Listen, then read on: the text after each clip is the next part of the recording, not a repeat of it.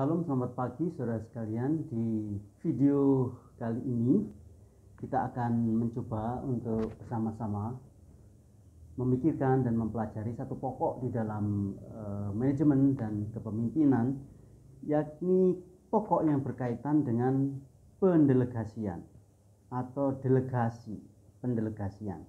Ini menjadi salah satu pokok yang saya merasa sangat penting, terutama juga dalam konteks organisasi rohani atau pelayanan-pelayanan rohani. Kadang muncul dalam pikiran umum bahwa pelayanan rohani itu tidak perlu dipersiapkan, atau kepemimpinan rohani tidak perlu dipersiapkan. Ada pandangan yang saya kira keliru bahwa kepemimpinan rohani itu bersifat karunia dan itu secara otomatis akan diberikan oleh Allah lewat pimpinan Roh Kudus kepada para pemimpin rohani, ya. Tentu saja kita memahami bahwa kepemimpinan rohani itu karunia, tetapi saya merasa bahwa adalah salah apabila ada pemikiran bahwa di dalam sebuah organisasi Kristen kita tidak memikirkan pendelegasian atau kita tidak memikirkan pembagian kerja dan sebagainya, sehingga seolah-olah pelayanan menjadi one man show, menjadi satu orang yang terlibat untuk semuanya, dan itu juga nanti akan berkaitan dengan rekrutmen, juga berkaitan dengan alih generasi dan sebagainya, sehingga pendelegasian itu saya merasa juga menjadi bagian penting secara programming, secara terprogram bagaimana seorang pemimpin itu mempersiapkan penggantinya melalui proses pelaksanaan pendelegasian itu. Nah, saudara sekalian, di sini kita akan melihat beberapa aspek yang dikaitkan dengan pendelegasian tersebut, ya. Ada beberapa aspek yang mendasar yang kita akan coba bahas bersama-sama. Yang pertama berkaitan dengan dasar pendelegasian. Apa sebetulnya dasar dari pelaksanaan delegasi itu? Setidaknya ada 4 dasar pendelegasian. Yang pertama, bahwa faktanya pemimpin itu hanya dapat bekerja bersama dan bekerja melalui orang lain dalam suatu organisasi. Ya, jadi jelas sekali di sini bahwa one man show itu sungguh-sungguh bukan hanya tidak benar, tapi juga tidak realistis, begitu ya.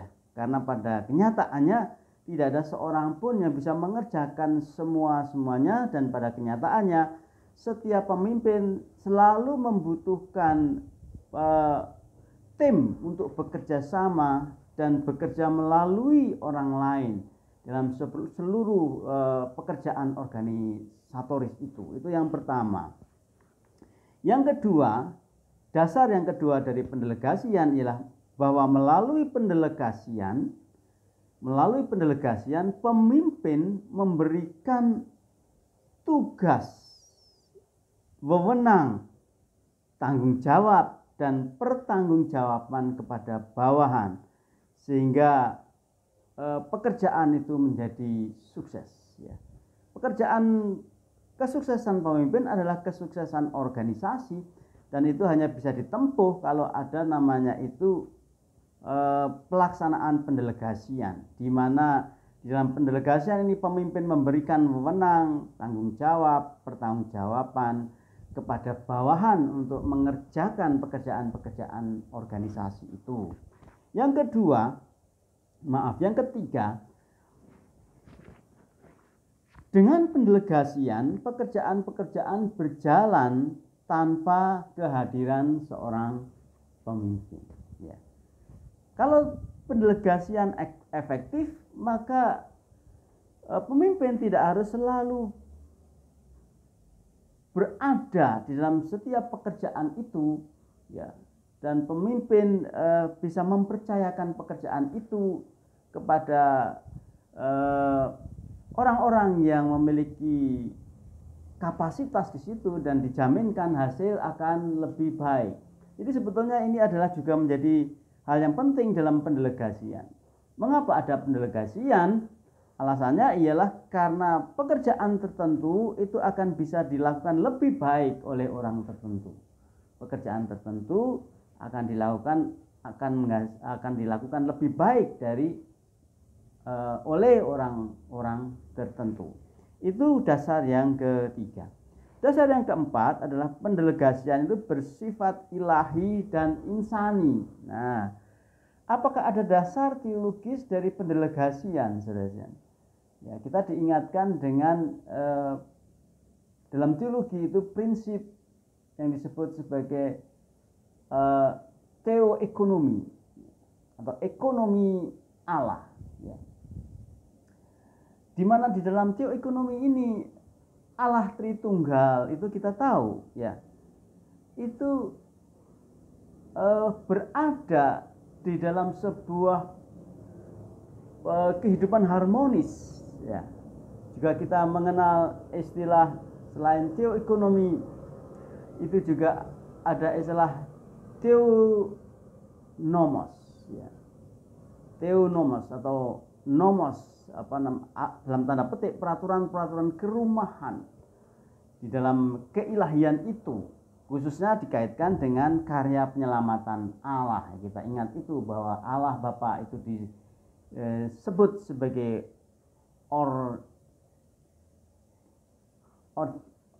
originator, ya. Allah Bapa itu sebagai originator, ya, yang memiliki gagasan mendasar dari keselamatan, dan Allah Anak itu disebut sebagai eksekutor yang melaksanakan pekerjaan penyelamatan itu, dan Roh Kudus sebagai applier yang menerapkan karya keselamatan. Demikian juga pendelegasian itu bersifat sosiologis. Kenapa? Karena manusia itu sekali lagi adalah makhluk sosial. Manusia itu tidak bisa genap dengan dirinya sendiri. Manusia menjadi genap apabila dia itu integral dengan kelompok masyarakat, itu ya, menjadi bagian yang utuh dari kelompok masyarakat. Dan kita bisa mempelajari sisi ini pendelegasian itu begitu luar biasa di dalam Perjanjian Lama misalnya, ya. Bagaimana kita menemukan Tuhan bekerja dan Tuhan mengatur sedemikian rupa di dalam mewujudkan sebuah umat Allah itu, dan di situ di dalamnya ada begitu banyak sisi-sisi pengorganisasian. Salah satunya adalah pendelegasian itu sendiri. Nah, itu adalah 4 alasan dasariah mengapa pendelegasian itu tidak bisa dihindarkan dalam sebuah kerja organisasi. Yang kedua itu adalah pengertiannya apa? Apa sih sebetulnya pengertian dari pendelegasian itu? Di sini ada beberapa aspek yang dikaitkan dengan pengertian dari pendelegasian itu. Pengertian yang pertama dari pendelegasian adalah sebuah proses terorganisir untuk melibatkan sebanyak mungkin orang secara langsung dan pribadi di dalam keputusan untuk pengarahan dan pelaksanaan pekerjaan. Jadi itu yang pengertian yang pertama. Jadi proses terorganisir yang melibatkan sebanyak mungkin orang secara langsung dan pribadi dalam keputusan pengarahan dan pengerjaan tugas itu sendiri. Nah, itu pengertian yang pertama. Pengertian yang kedua adalah tindakan mempercayai orang lain. Jadi delegasi itu adalah hal yang dikaitkan dengan kepercayaan.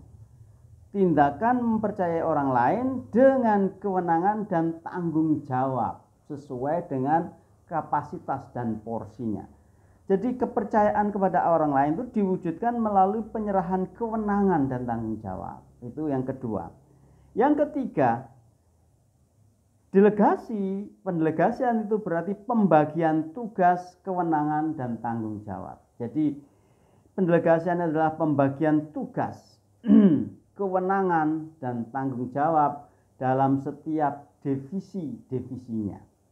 Yang keempat, mempercayakan tugas, wewenang, dan hal yang sekaligus menuntut tanggung jawab dan pertanggungjawaban. Jadi mempercayakan tugas, di dalamnya ada wewenang, dan di dalamnya ada pertanggungjawaban.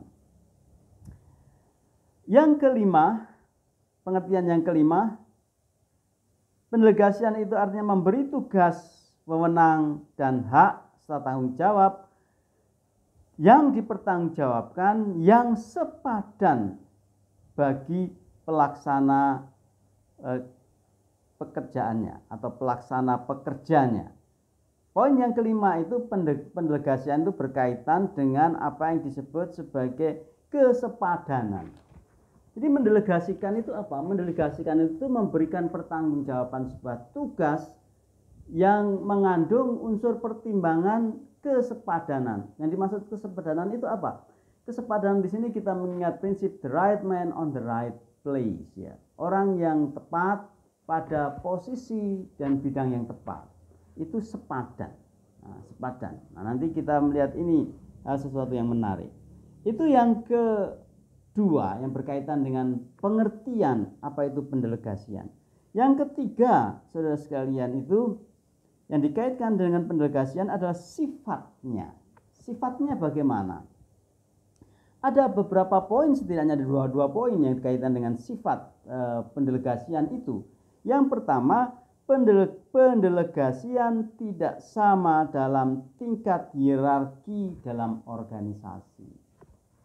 Jadi pendelegasian tidak sama dalam tingkat hierarki dalam organisasi. Maksudnya begini, bahwa setiap organisasi itu ada hierarki, ya.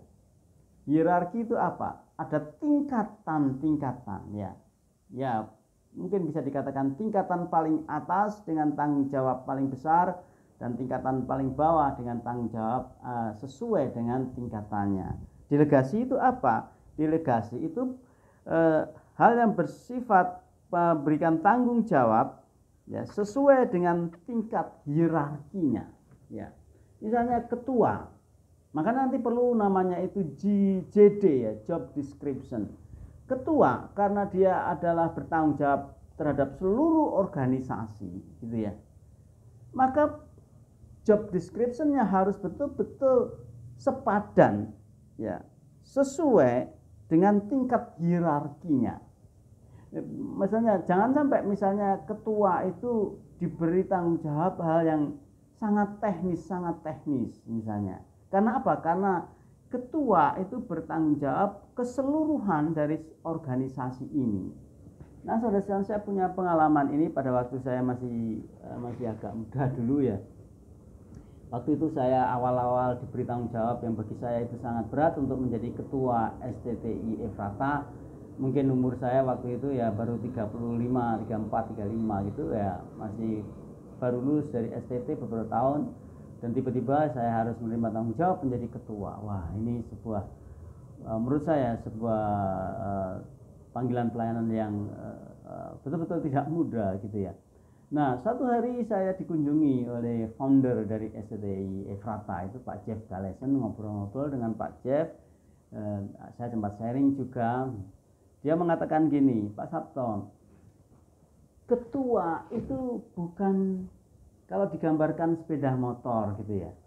Ketua itu tidak bisa digambarkan seperti teknisi mesin, gitu ya. Bukan. Ya, teknisi mesin itu memang dia harus menguasai detail dari mesin itu, ya. Dia tahu bagaimana mekanisme bagaimana mekanisme dari mesin ini sehingga mesin ini akan bisa hidup, apa-apa saja benda yang dibutuhkan, dan bagaimana tingkat kesiapan dari setiap unsur-unsur kecil-kecil, ya. Kalau motor mungkin businya macam-macam. Nah, ketua tidak harus menguasai satu bidang di dalam bidang mesin itu. Misalnya dia ahli dalam hal misalnya itu ahli di dalam hal mekanisme bahan bakar, misalnya karburator atau apa, saya tidak tahu. Tapi Seorang pemimpin itu dia harus mengetahui manual dari mesin itu. Bagaimana mesin ini harus dia kenali. Mesin ini kapasitasnya berapa misalnya, ya. Terus apa saja yang ada dalam mesin ini yang dibutuhkan sehingga mesin ini bisa berjalan secara normal. Nah, saya jadi ingat bahwa seorang hamba Tuhan juga pernah mengatakan di kelas, ya. Pak Joseph Tong pernah mengatakan di kelas bahwa seorang hamba Tuhan itu tidak harus all round, tetapi harus around. Apa bedanya all round dengan around? Ini penting sekali. All round itu serba bisa, semua bisa. Itu all round dan itu tidak mungkin, gitu ya, tidak mungkin. Tapi seorang hamba Tuhan itu harus around.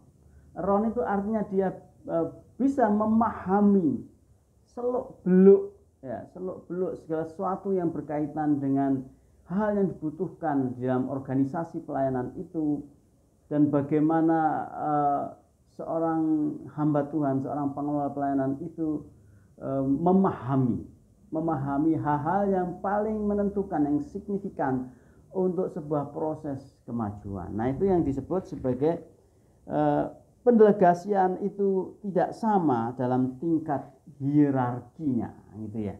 Mesti perlu ada namanya itu job description yang merincikan setiap posisi di dalam hierarki pekerjaan itu, organisasi itu.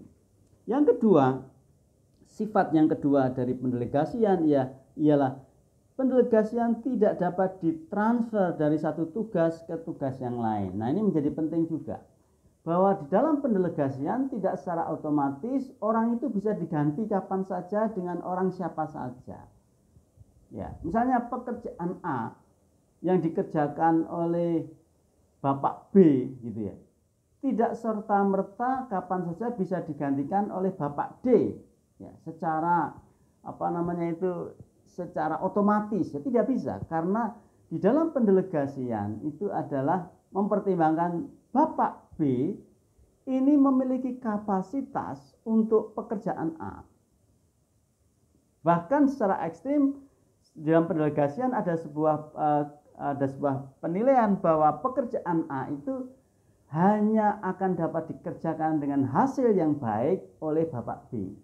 Nah, dengan demikian maka pendelegasian itu tidak dapat ditransfer dari satu tugas ke tugas yang lain secara secara otomatis, gitu ya, secara mendadak, tidak bisa, ya. Itu berkaitan dengan sifat. Yang keempat berkaitan dengan sikap, ya, sikap. Bagaimana sebetulnya sikap yang seharusnya ada di dalam melaksanakan pekerjaan pendelegasian ini? Ada 4 sikap setidaknya yang perlu betul-betul menjadi perilaku di dalam proses pendelegasian itu, saudara sekalian. Sikap yang pertama itu adalah tidak mendelegasikan sama sekali. Itu yang disebut sebagai one man show, ya. Tidak mendelegasikan sama sekali. Ada sebuah perasaan yang keliru apabila seseorang itu merasa bertanggung jawab kalau mengerjakan semuanya. Justru ini salah.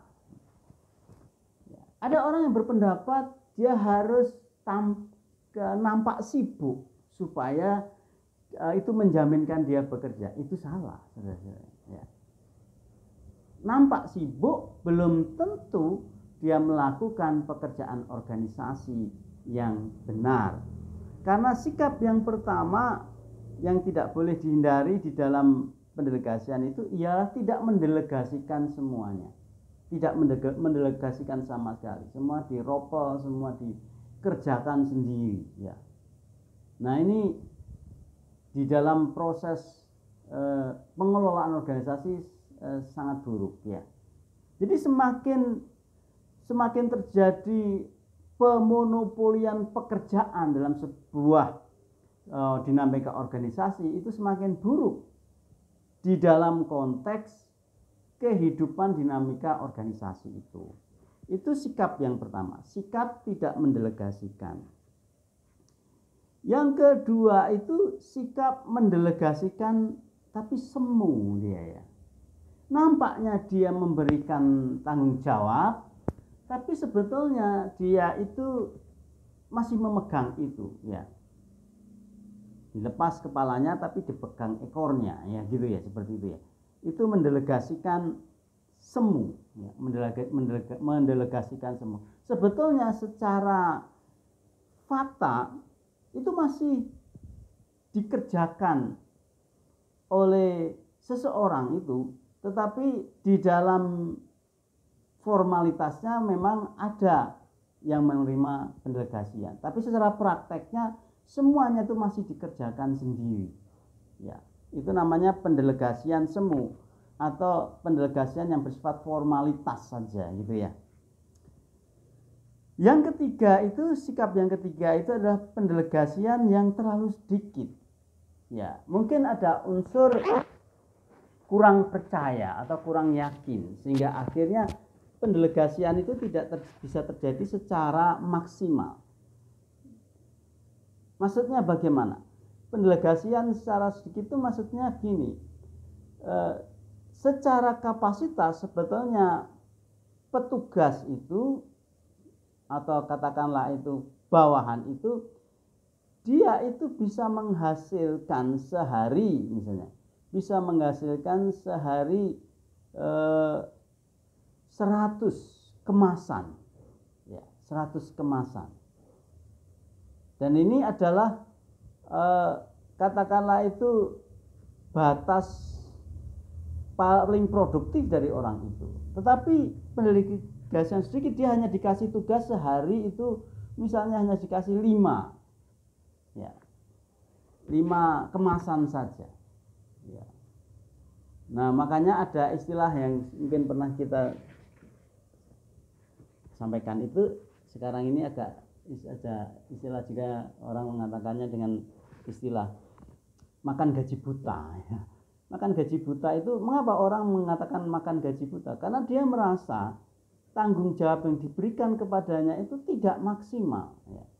Itu menjadi satu beban yang tidak gampang kalau seseorang karyawan ya di sebuah perusahaan, dia diterima sebagai karyawan, dia bisa mengerjakan pekerjaan tertentu, tapi kenyataannya dia tidak mengerjakan itu atau tidak diberi kepercayaan mengerjakan itu, tapi dia tetap mendapatkan gaji. Wah, ini sungguh-sungguh menyiksa.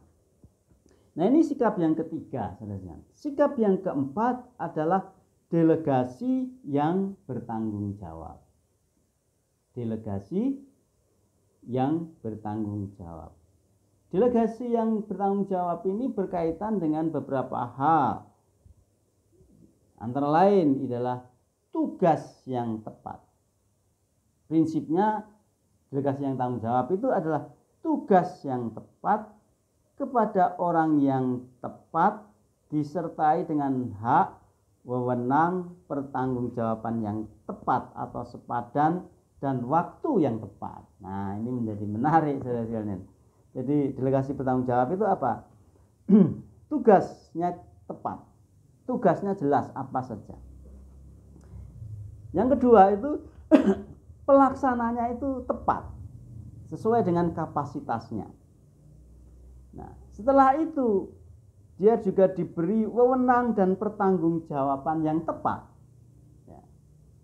Setelah dinilai bahwa orang itu memiliki kapasitas untuk bisa mengerjakan tugas dengan tepat, maka dia membutuhkan wewenang. Untuk apa? Untuk melaksanakan pekerjaan itu, wewenang dan pertanggungjawaban yang tepat.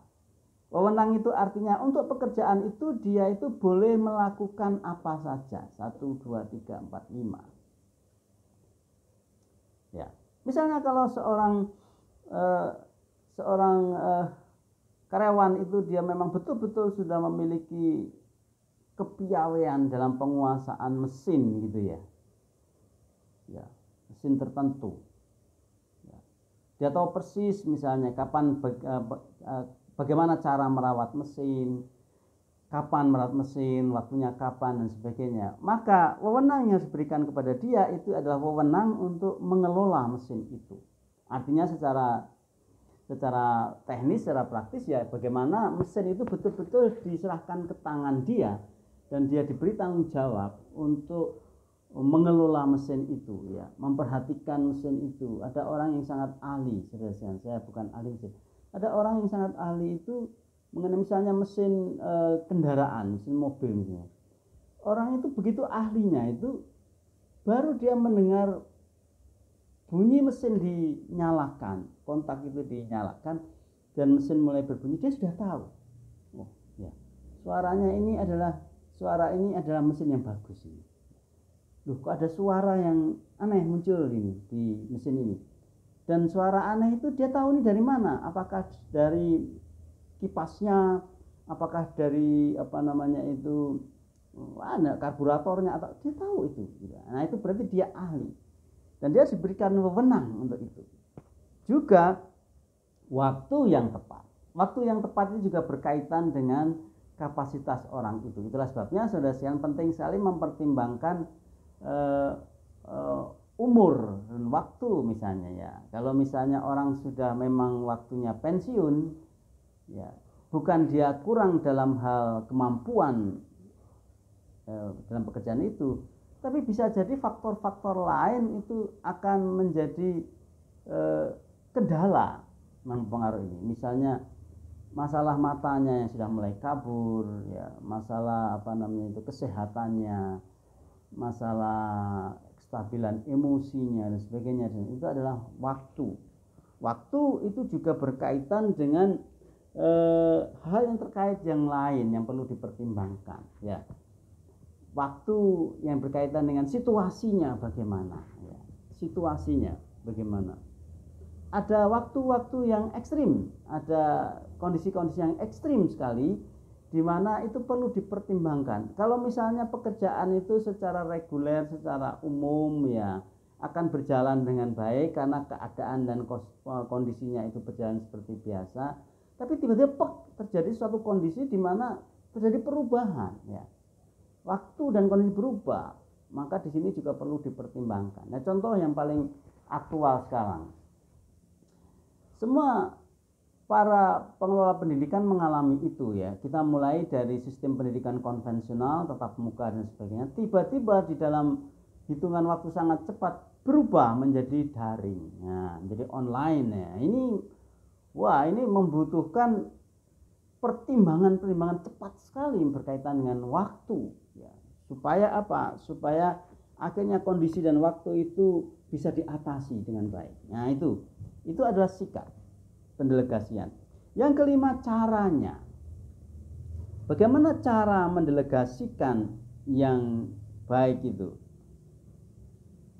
Ada dua cara pendelegasian yang baik. Yang pertama itu cara yang bijaksana. Caranya itu bijaksana, yakni dengan memberikan sebuah mekanisme pertanggungjawaban yang tepat ya.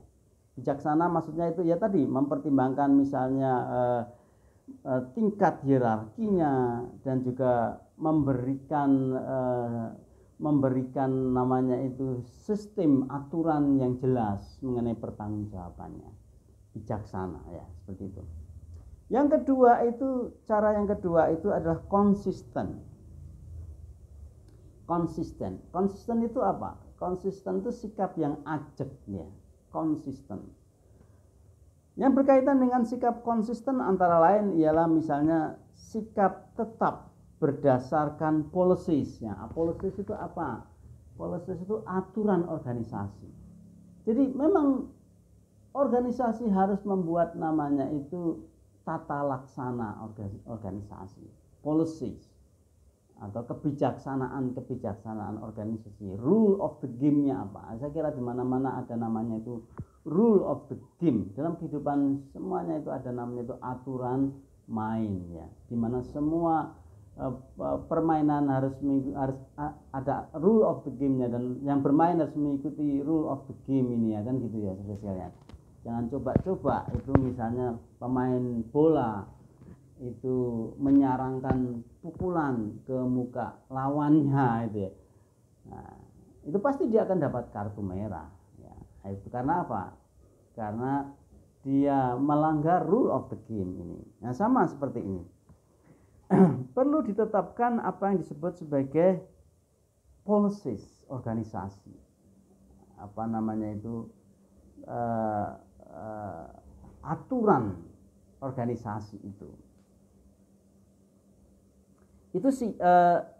sikap tetap. Dan sekali lagi sikap tetap itu pengertiannya ialah berperilaku berdasarkan peraturan organisasi.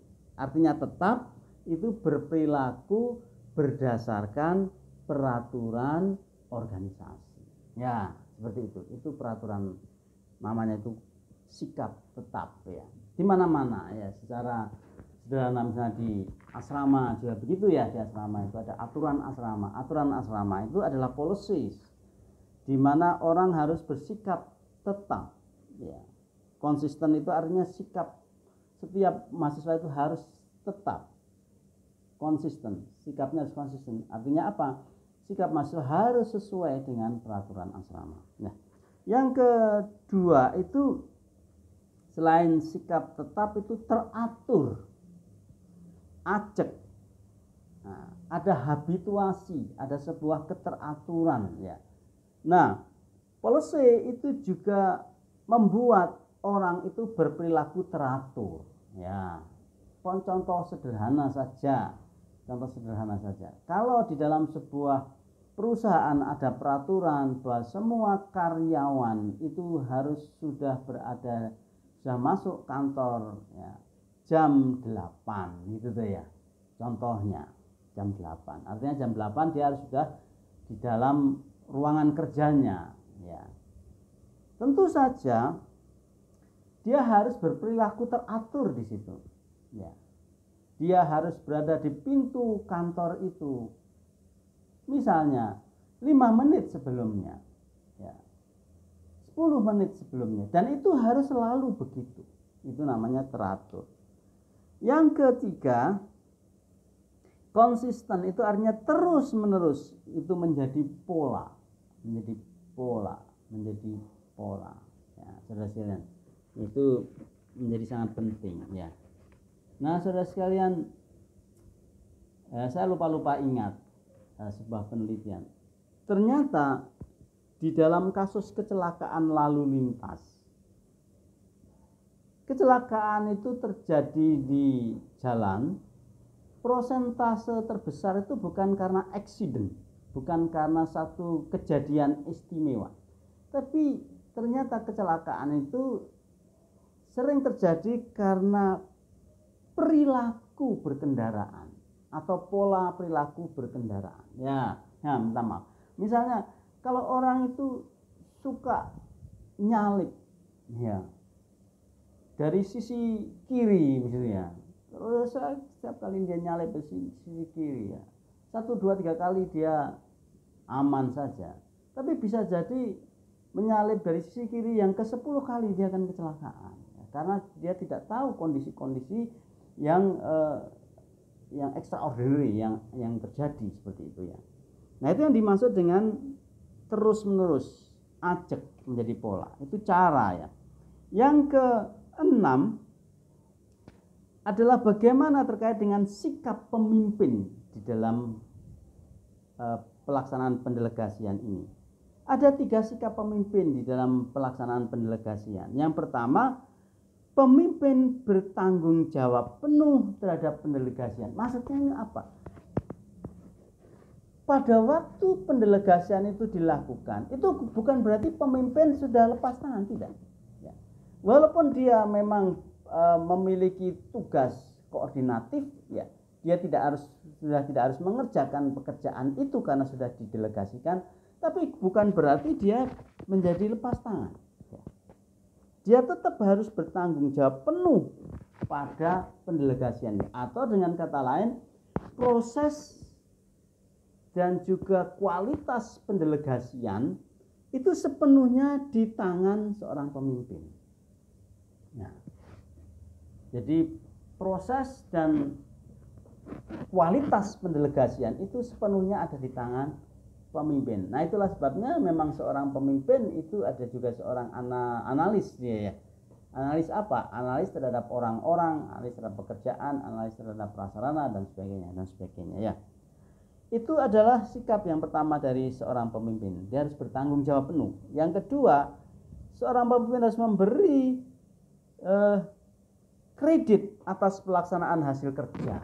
Ya, seorang pemimpin harus punya wewenang untuk memberikan kredit terhadap pelaksanaan kerja. Ya, di sini pendelegasian akan terjadi menjadi efektif. Ya.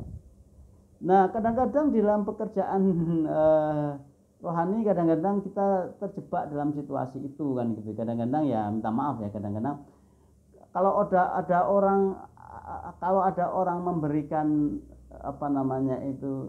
kontribusi ke gereja dan orang yang tidak memberikan kontribusi ya tidak ada tidak ada kredit sama sekali gitu loh ya. Misalnya seperti ada ungkapan misalnya, ya, pekerjaan Tuhan itu adalah untuk Tuhan ya. Jadi kita jangan mengharapkan upah dari pekerjaan itu. Iya benar, memang begitu. Ya, dari pihak pekerjanya. Ya, jangan kita itu merasa berjasa terhadap Tuhan. Ya, benar, jangan merasa berjasa terhadap Tuhan. Tapi organisasi itu punya tanggung jawab rohaniah untuk memberikan kredit kepada orang yang berjerih lelah itu, gitu ya. Nah, itulah sebabnya tidak salah dan sangat baik misalnya kalau misalnya di dalam sebuah kepemimpinan gereja misalnya susunan kepengurusan majelis tertentu itu sudah selesai ya. Maka organisasi seandainya memberikan apresiasi, jangan lupa apresiasi bukan berarti bersifat uang.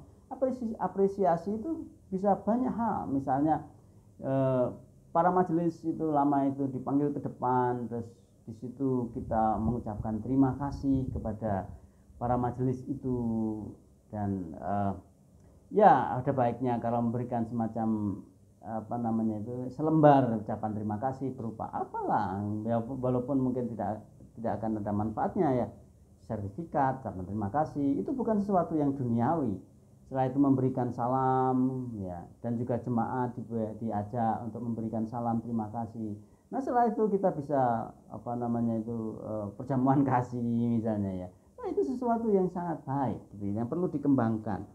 Nah, kenapa? Karena Tuhan juga mengajarkan kita menjadi orang-orang yang bisa memberikan kredit kepada orang yang memberikan ucapan terima kasih kepada orang-orang yang telah memberikan sumbangsi pada pekerjaan itu.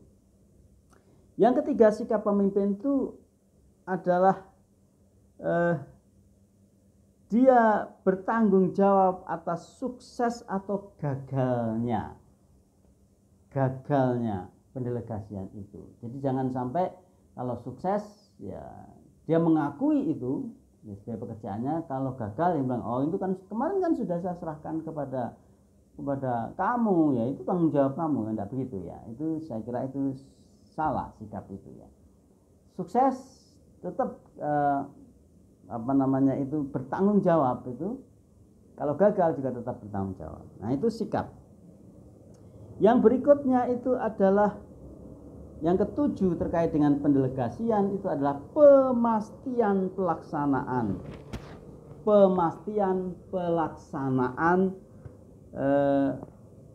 pendelegasian. Apakah langkah-langkah yang dikaitkan dengan pemastian pelaksanaan pendelegasian itu? Ya. Ada beberapa langkah di sini. Langkah yang pertama adalah penting dilakukan apa yang disebut sebagai supervisi langsung maupun tidak langsung.